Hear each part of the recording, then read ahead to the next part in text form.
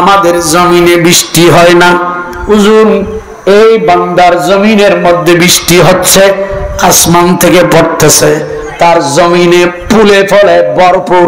হুজুর আমাদের জমিনে কোনো বৃষ্টি টিষ্টি কিছুই, পাশের জমিন, পাশের আইল এটা।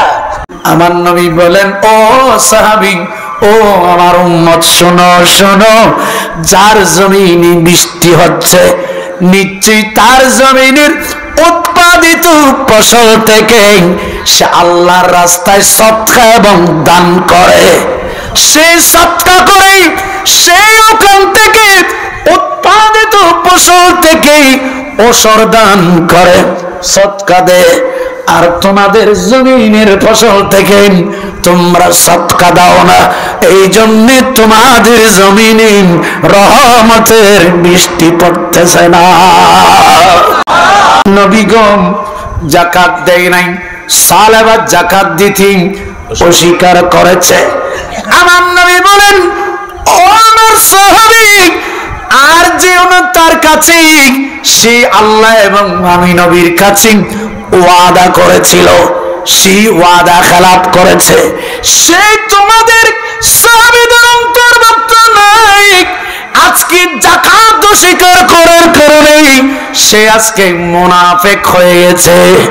এতদিন নামাজি ছিল, এখন যাকাত অস্বীকার করার কারণে, না দেওয়ার কারণে মুনাফিক হয়ে গেল।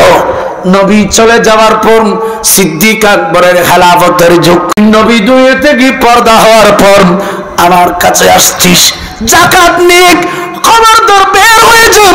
নবী তোকে কবুল করে নাই, আল্লাহ কবুল করে নাই, আমি আবু বকর সিদ্দিকও কবুল করব না, ফারুক আজমও কবুল করে নাই।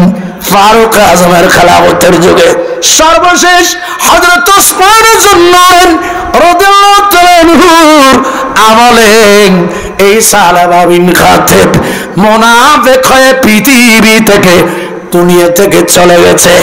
নিজের কাপড় ছাড়া, কাপন ছাড়া দুনিয়ার কোন সম্পদ কবরে নিয়ে যাওয়ার কোন সুযোগ নেই। ঠিক কিনা বলে? সুযোগ আছে? ওরা বলেন বোধ কে 1991 ঘূর্ণিঝড় রে কাফনের খবরও তো বোধ হয় না। ঠিক কিনা বড় করে বলেন, আরো করে বলেন। তকদিরের ব্যাপার, তকদিরের ফায়সালা। কিসের ফখর, কিসের বাহাদুরি করো? তোমার ভেতরে যে জান আছে সেই জানের মালিকও তো তুমি না। তুমি দুনিয়াতে নেতৃত্ব দিচ্ছ, নেতা হয়েছ, পয়সার গরম দেখাচ্ছ, ক্ষমতার গরম দেখাচ্ছ। দেখি তোমার শরীরের ভেতর যে রূহ আছে, সেই রূহের সাথে তুমি তোমার সর্দারিগিরি দেখাও। কথা বলেন, পারবে? জোরে বলেন না পারবে? এত সর্দারি মাপদারি করিও না।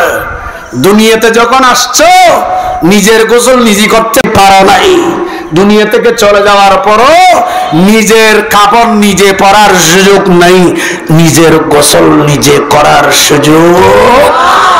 তো কি নিয়ে বাহাদুরি করতেছ? আল্লাহ আমাদেরকে বুঝার তৌফিক দান করুন।